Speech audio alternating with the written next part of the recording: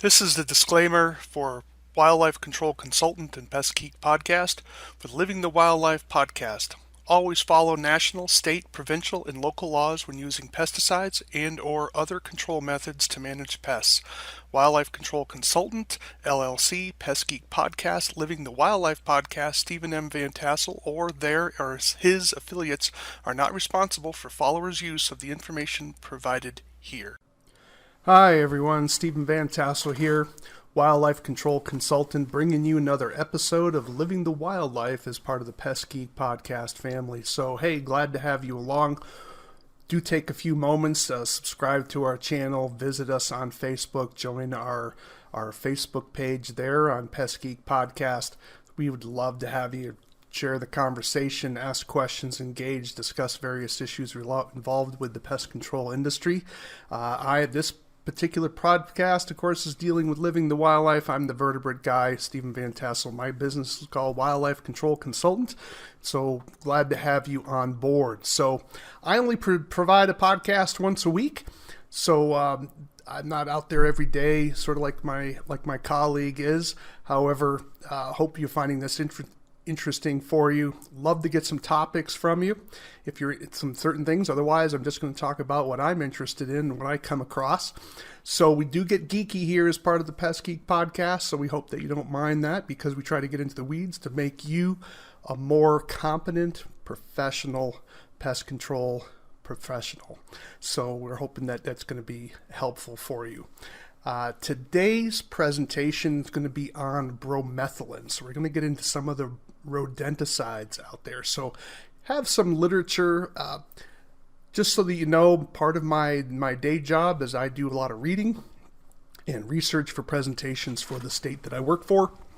And I teach people involved in pest control, particularly with a vertebrate pest twist. So I'm able to research things from the academic literature that a lot of people don't have access to or the time necessarily to read it. Doesn't make me smart. It just means I read a lot of stuff, and then I try to engage people in the field and see what their experiences are. And so think of me as sort of an information aggregator in terms of what I try to find out. So I try to gather information on all different aspects of vertebrate pest control, and certainly rodenticides is part of that mix. So let's talk a little bit today about bromethalin. So here's some of my sources. Just want to highlight some of my sources today. Again, this is not personal research that I've done in terms of direct research. The research I'm doing here is secondary, where I'm reading the literature for this information that I've compiled here today. So the first article that I'm going to just sort of mention here is done by Adrienne C. Bautista, and then Leslie W. Woods, and Mike S. Filangenzi, and Birgit Pushner. And they wrote an article that was published in 2014 in the Journal of Veterinary Diagnostic Investigation. And that's in volume 26, issue 1, pages 154 through 157. The publication title is Bromethalin Poisoning in a Raccoon, Procyon Lotor, Diagnostic Considerations and Relevance to Non-Target Wildlife. So what happened here was that these veterinarians were given a raccoon who was exhibiting some serious health issues, and ultimately it died. And so they performed some work on a necropsy because they believed that it was poisoned, and they confirmed that the raccoon was poisoned with bromethalin. And so they talk about what they uncovered in part of that. The next publication is not really a journal article, but it was a poster that was published at a particular conference that I went to, and it's by Anna G. Brutlag, Rick Kingston, Matthias B. Forrester, and Stephen W. Boren. Hope I've pronounced all those correctly. And they put together this poster, and the title of it is Pet Poisonings Involving New EPA-Approved Bromethalin Rodenticides, Implications for Pets and Humans. And so the information I'm giving you today is going to be extracted from these particular publications. We're going to talk about some things that help you understand some of the rodenticides that you're using in terms of the active ingredients. Okay, so Hope that's going to be of interest to you. Let's get started here. So what are some of the characteristics of bromethalin? Well, first of all, we need to understand it's not an anticoagulant. So it makes a difference. So remember, we have our rodenticides fall into two major categories. And when we're dealing with baits, mind you, we haven't talked about fumigants here, but we're dealing with baits. And so we're looking at anticoagulants. Those are rodenticides that cause bleeding in the organism that feeds on the toxicant. Non-anticoagulants is basically everything else. And so the mode of action of those varies depending on the particular non-anticoagulant that you take. For example, strychnine causes muscle paralysis. Okay, so bromethalin attacks the nervous system. And so it's causing central nervous issues. And so that's how this particular product kills. If you're looking at zinc phosphide, that releases a phosphine gas, which ultimately gives the animal sort of a heart attack. They're not exactly sure how zinc phosphide kills, believe it or not. But that's a topic for a different presentation. Bromethalin's fat soluble. Now that's important to understand because it's like, where would you find this toxicant inside the organism? This is in terms of secondary poisoning. If there is any with bromethalin, there's still a little bit of a doubt about that.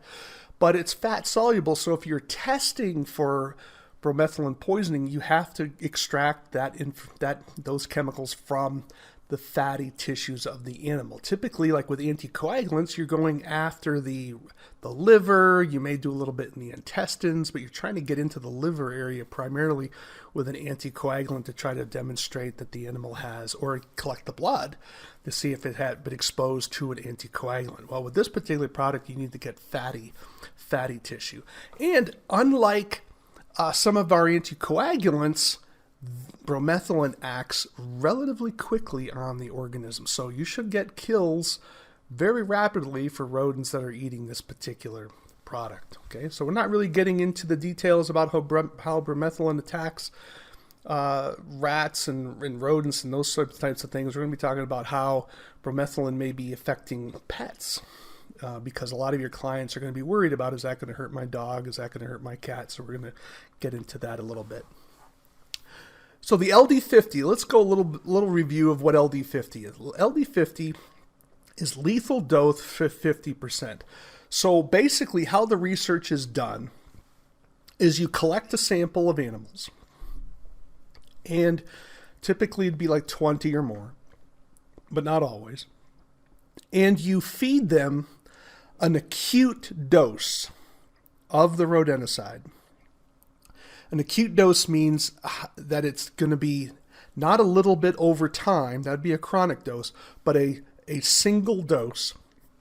And you see what levels you need to achieve to kill 50% of the population. That's an LD50. You also can have things like LD95s, where you're like, how much toxicants necessary to kill 95% of the population, but typically LD50. So it's a way of gauging relative toxicity. Now remember what that is. It's acute application. So it's not about whether the animal eats a little bit each time, over time, because as I've noted in a previous podcast, some of the anticoagulants are actually more toxic if you take a little bit each day than if you have a big dose. Where with this one, with the LD50, these numbers are for an immediate dose, a single dose. How much did the animal eat at once? So for canines, dogs, the oral LD50, again, you have other types of LD50. You can have things where it's injected into the body, absorption LD50s, inhalation, which typically is lethal concentration LC, but LD50 is typically oral. So when they tested these dogs, they found that the oral LD50 is somewhere between 2.38 and 5.6 milligrams per kilogram. That is not a lot. Now remember what a kilogram is. 2.2 pounds. And a milligram is 1/millionth of a kilogram. So think about that for a minute.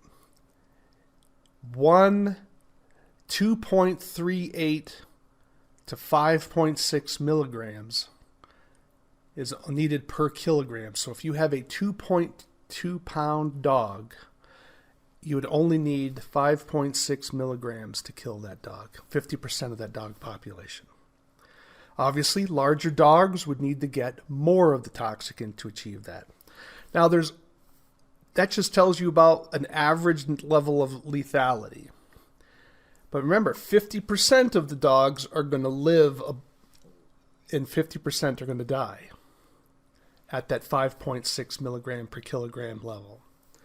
Now, what's the NOEL? The NOEL is noticeable observable effect level. This is where you're going to see some sort of a change in the animal that eats it. What level is that? 0.025 milligrams per kilogram. Now think about that for a minute. 25 thousandths of a milligram per kilogram is necessary for there to be some sort of behavioral or biological change in that animal that's noticeable. That is not a lot. I mean, I'm going to be a little sarcastic here. Think of it like if the dog just licked your bait block, there might be a noticeable effect. Probably not, but I'm trying to get a point across of just how small of an amount is needed for a noticeable effect for a canine. Now, death has been reported, and this is where you're getting, because we don't have good data on it, we just don't have, research being done where we capture a whole bunch of dogs and start feeding them bromethalin, right? So that kind of research would really elicit a lot of anger out there. But when you're getting to veterinarians or people that have had animals that have been tested after they've died, the reported results are 0.95 to 1.05 milligrams per kilogram of killed animals, which certainly makes sense because remember, LD50 just means how much toxin was needed to kill 50% of the population. A number of animals will die at a much lower level than the LD50, as well as some animals will tolerate a lot more rodenticide and still survive. Okay, so death has been reported as low as a level of 0.95 to 1.05 milligrams per kilogram, which is less than half of the LD50, of the official lowest end of the LD50.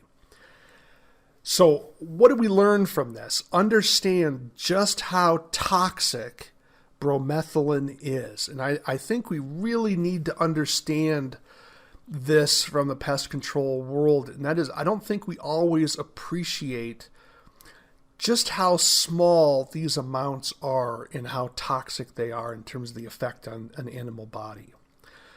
We need to respect that. And so I need you to kind of process that for a little bit, because these products are dangerous. Sometimes when we're out working in the field and we get a little cavalier and we get so familiarized with something, we sort of forget the risk. Think of it as, someone who is very comfortable driving.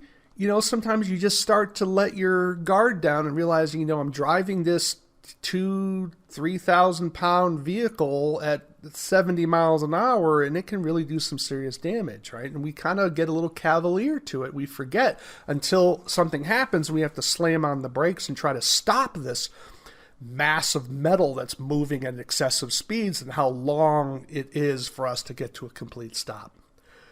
So we need to understand and really appreciate at a visceral level how little is needed to kill animals with these particular products. All right, so that's canines. Let's go over that again. Oral LD50 is 2.38 to 5.6 milligrams per kilogram. Again, a kilogram is 2.2 pounds. Okay, so we're talking about not a whole lot here. How about cats? Well, the cat LD50, notice how low this is 0.54. So we're talking about something that is 20% of what it takes to kill a dog can kill a cat. So cats are extraordinarily sensitive. If you think a dog is sensitive at 2.38 milligrams per kilogram, a cat is 5 times more sensitive than that. So cats are incredibly... Now, the only benefit here is cats aren't typically going after rodent bait, right? Because they're not interested in grain. They're not interested in wax, right? So, but it does mean that opens the possibility if they're eating a mouse that ate the bromethalin, is there a secondary poisoning issue? And again, that's kind of a fuzzy area right now. We don't have conclusive information as whether there's a secondary poisoning effect. It's certainly possible. We just aren't as sure of it as we are with the anticoagulants right now. Maybe some new research will be done to get that hammered out, but we don't really quite know. Now, the experimental minimum lethal dose is even lower than that, and that's 0.45 milligrams per kilogram. That's the minimum lethal dose. So basically, that's where they probably got their first kill. The uniformly fatal dose, where you basically kill every cat that you come in contact with, is only 0.75 milligrams per kilogram. That is 3/4 of a milligram per kilogram is needed to kill a cat. So if you have a 6-pound, we'll call it a 6.6 pound cat, that cat will die if you're giving it 2.25 milligrams of bromethalin. That's not a lot. It'll be dead, without a doubt. Clinical signs of toxicosis, that is, clinical signs of poisoning in the cat, will emerge at 0.24 milligrams per kilogram. So less than half of the amount for the LD50, the cat will be showing signs of poisoning. All right. So that's a lot of technical data, and I'm sure you're like, oh, Stephen, I can't process all that. Look, the bottom line here is just understand how little is needed to harm a dog or a cat. And dogs are really at risk. Why? Because the baits are palatable. The baits are tasty. And dogs eat almost everything, right? So this is a problem for our rodent stations, okay? Now, what are the signs of poisoning by bromethalin? There's 2 ways to look at the signs, all right? So the first one is when an animal eats bromethalin at or above the LD50. When it does that, it enters in what's called a convulsant syndrome. That's just a fancy technical term, meaning that the animal is going through like it's having seizures. Okay, you might know a friend or a family member that has seizures, and you know they go into sometimes those seizures can be anything from them just simply getting a blank stare for a little while to being tonic-clonic, where they're thrashing around, where they lose basically their consciousness, I guess, to a certain degree, and they'll just go into their body is just thrashing all around the place. Well, that's basically what happens with animals that receive enough bromethalin, and they get a hold of some poison, they eat enough of it, they will go into this convulsive syndrome where their body is just twitching. That's what it means by muscle tremors. And then also because of the muscle tremors, because when you flex your muscles, you create heat. That's why you shiver when you're cold. Your body is trying to create heat to keep you warm. That's what shivering does, right? So obviously, if the animal is undergoing muscle tremors, where the muscles are just firing and contracting all over the place, that is going to raise the body temperature of the animal. It's like if you went jogging, right? It could be 30 degrees outdoors, but you're jogging and you're sweating up a storm. Well, how is that possible? Well, because your muscles are creating all this heat and the metabolics are creating all this heat and your body's trying to get rid of it, right? Well, the same thing is occurring here. Hyperexcitability. Well, obviously, if an animal is having some twitching and then then it sees some light. Sometimes people get seizures by when they have certain lights hit them. Same thing occurs here with these particular animals. So you'll have what's called focal seizures, which will be seizures just basically centered in a particular part of the body. Or you'll have generalized seizures, which is when the whole body is sort of engaged in sort of muscle contractions all over the place. When do these occur? They will occur within 2 to 24 hours of an ingestion at or above the LD50. So it's going to happen fast. So that's kind of good news. So if you have a client who says, "Hey, my dog got into some rodenticide," and you say, "Well, what was it?" And they said, "Well, it says here in the label bromethalin." And you can basically ask them, "Well, how long ago?" And they said, "Well, it's 2 days." Well, chances are it didn't get above that LD50 for that animal. Doesn't mean it can't die. It just means that it might have a chance to recover, but you need to get that animal to the vet, obviously. But it's not going to go into convulsant syndrome most likely. Again, you want to be careful of diagnosing things over the phone. But this gives you some background understanding what bromethalin does and what it doesn't do. Okay? So typically these signs will occur within 24 hours if the animal has eaten the dose at or above the median LD50. Well, what happens if the animal doesn't eat at the LD50? It eats a lower dose than the LD50. Well, these signs will emerge over several days. In this particular category of signs are called the paralytic syndrome. So an animal that eats below the LD50 will go into a paralytic syndrome. So what's paralysis? Well, the animal loses the ability to move certain parts of its muscles. Because again, remember what bromethalin does. Bromethalin attacks the nerve tissue. We need nerves for our brain to tell parts of our body to do things. And if that's been interrupted by the rodenticide, well, that obviously means that the animal loses control. And so if it loses control, it's basically paralyzed in that particular activity. So this type of injury will occur over several days. And so the animal will begin to gradually move into this state, this paralysis syndrome. Where remember the previous one is the animal's twitching all over the place, right?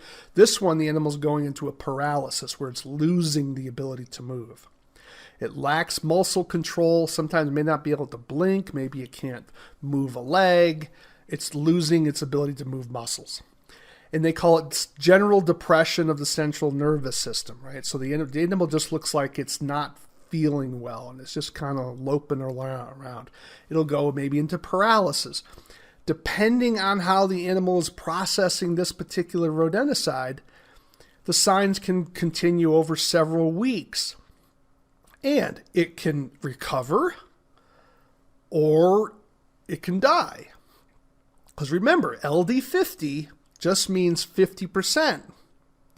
Some animals are going to die at a lower level than the LD50. It just may take a little longer. Other animals will survive above the LD50. Remember, LD50 just means 50% die, which also means 50% survive. Okay, so that is the paralytic syndrome. So exposure to bromethalin can result in two different conditions: convulsant syndrome or paralytic syndrome. And either one of those can lead to death. Testing, I've already mentioned this. So if an animal has died from this or they're looking to see if it is exposed, they have to collect fatty tissue, because that's where the metabolites or the breakdown of the bromethalin is going to collect, because it is a fat-soluble product. You have basically water-soluble, like vitamin C. If any of you take any extra supplements or vitamin C supplements is water-soluble, and that just washes out through your kidneys. Your body uses whatever it needs, and what it doesn't need, it gets rid of through our urine. Fat-soluble products, however, stay with your body. So if you're don't eat bromethalin, but if bromethalin, if your animal consumes it, it's then captured into the fatty tissue. So the question is, does bromethalin cause secondary poisoning? The answer is it's possible. We don't know for sure. I haven't read anything that was confirmatory or not, or complete denial. The suspicion is that the risk is low, but it's not exactly clear at this point. So don't be telling your client, "Oh, if the cat eats the mice, he's going to be fine." I would not say that. Okay, I would be very careful of saying that. Be careful of any. Remember, none of these products, none of these rodenticides are safe. We're only talking about things that are safer, but none of them are safe. Okay, that's what makes them rodenticides. That's why they're there, right? They're there to kill stuff, so they're not safe. So be careful in how you're phrasing that. So what are some of the problems involved with bromethalin? Well, bromethalin has now undergone wider public use because the EPA in 2008, the decision was ultimately implemented in 2011, where they wanted to limit consumer access to the second-generation anticoagulant rodenticides. I think that was a good move. I'm certainly in favor of it. If you want my political opinion on it, I'm glad that consumers have a little bit more difficulty in getting some of these highly toxic products. Unfortunately, they allow they have these exceptions for producers, and so people are able to go to farm stores and still purchase this stuff. So I'm not sure how much these restrictions helped in terms of reducing second generation anticoagulants from getting out into the public and being in, of course, into our environment. Nevertheless, I think this has been overall better than not, even though it's certainly not perfect. And I would suspect many of you in my audience would agree that it hasn't been perfect, and we would probably have a lot more suggestions. I know I would. So what these particular people did was they were looking at, well, now that bromethalin was exempted by the EPA, because it's not a second generation anticoagulant. Again, it's a non-anticoagulant. Obviously, the public would have access to it. So would there be an effect? Because remember, every time you have a regulation, you have to say you have what you intended to happen. Well, what was the unintended consequences? This is something I wish more government officials would think about. They always think about, oh, we're gonna protect America, blah blah blah. They never think about the consequences of the effects of what they're doing. Because and a lot of the voters, to be fair, are too ignorant to ask the question themselves, because they can only think about the next 5 minutes, right? So what were the unintended consequences? Well, the unintended consequences was that people are going to start using bromethalin. And what are the effects of that? Well, what they did was they were basically getting the phone calls of bromethalin poisonings, and they basically tried to evaluate what was happening with these phone calls. Well, how are these exposures occurring? And again, this is just pets, not humans. And what they found was they had 265 reported exposures to bromethalin between October of 2012 and February 2013. So it's a very narrow period of time.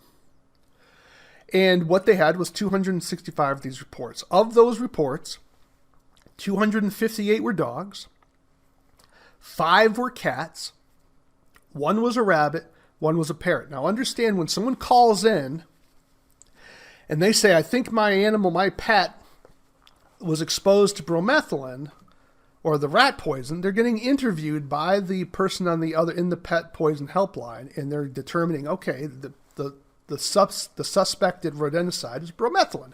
Could be chlorphacinone, it could be bromadiolone. I mean, they're keeping all these records from these phone calls, right? So these researchers were just looking at the bromethalin reports. And then they went the next step and they said, all right, we're going to look at those reports that were confirmed according to a criteria that there actually was an exposure to bromethalin. And that number was only 164. So get that again. So the calls that came in, there were 265 complaints or calls of concerned people who thought their pets were exposed to bromethalin. But when the interviewer was interviewing the phone caller, it turned out that only 164 of the 256 callers had confirmed exposures for their pets. Okay, I hope you're following with me on this. All right, so then they said, okay, now what caused those pet exposures? Of those 164 confirmed bromethalin exposures to pets, what was causing those exposures? And what they found was 90 of them, or 55%, was what's called unintentional exposure. That means the person did not intend to have their dog getting exposed. But what they mean by that, it's not, I don't know of any pet owner that wants their dog exposed. What they mean by that is the person was following the label guidelines. And these are situations like the dog chewed through the bait station. And what they noted was is sometimes the dogs were chewing through bait stations that were allegedly dog-proof. Okay, so make sure, so as a sideline here, you as a pest control professional had better be using bait stations that are strong enough to resist dogs. And so I think, frankly, we don't use enough steel bait stations. All right. The plastic's pretty good, but it's not as good as steel. And I know steel is more expensive. I know it's going to cost more money. There's probably some heating issues with steel. I get it. But we might need to start thinking about using steel more often or doing something different with our rodent control. Okay. So 55% of the exposures were unintentional, where the person was following label guidelines. Okay, that should be a wake-up call for all of us in the industry. Are you thinking carefully about your placement of rodenticides? Does the client really going to keep their dog under control? If they have a Rottweiler or some other monster dog that likes to chew on stuff, are they going to be attracted to the bait inside that bait station? Is that bait station going to be resistant? Because we know the bait's palatable. Now, the other 45%, or which would be 74 of those 164 calls, was intentional misuse by the public. And by that, they would mean is that people were saying, I've got too many rodents. One poison block in this bait station isn't enough. So I'm going to toss some loose bait around my property to make sure the mice have excellent access to the bait. Of course, that doesn't protect it from the dog or cat or other animal going over there and starting gnawing on it. So we can see that even with these regulations, people are still not following the label. And even when they do follow the label, there are some unintentional exposures. Okay, so this is something we need to be thinking about. That's sort of a lot of technical information here about bromethalin, and I hope that this has been at least a little bit informative, and I hope it's also been a little bit of a wake-up call for us to recognize that when our clients are doing things on their own, you may be there with doing some rodent stuff, and they finally think, well, I can do this myself, or you're not getting it done, and they go to the store and buy some product, and it happens to be the same active ingredient you're using. This can be a problem if all of a sudden they're complaining that their pet has been poisoned. Was it from your bait station or was it from their bait station? So maybe this is something as professionals, you need to be sure that you tell the client you can't do any rodent control work if you're hiring me to do rodent control work. Maybe you'll let them use traps if you want. But the point is that you have to be thinking about some of the liability side of this. Of course, we have no control over whether that dog gets out of the property and goes over to the neighbor's house and destroys their bait station and gets that. So we need to be thinking about some of these things without getting too paranoid about it, but we do need to be thinking about the what ifs. And I hope this particular presentation today will help you think about some what ifs that maybe you didn't know about. And maybe you can talk about some of those what ifs with your clients, some of whom are going to be quite concerned about the threat these rodenticides have for their pets. I'm Stephen Vantassel. I'm the owner of Wildlife Control Consultant, and I would love to hear from you. If you have comments about the show, you can reach me at wildlifecontrolconsultant@gmail.com. That's wildlifecontrolconsultant@gmail.com. You can visit my website, of course, at Wildlife Control Consultant. Would love to hear from you. Do join us on Facebook for the Pest Geek podcast. You can also join us, subscribe to our show. We'd love to have you do that. Love to get your comments, of course, suggestions for shows. If you happen to be interviewed on my podcast, definitely reach out to me. Again, that's wildlifecontrolconsultant@gmail.com. Would love to hear from you. And again, this is Living the Wildlife. Why? Because we want you to live the wildlife, not be the wildlife. Take care, everyone.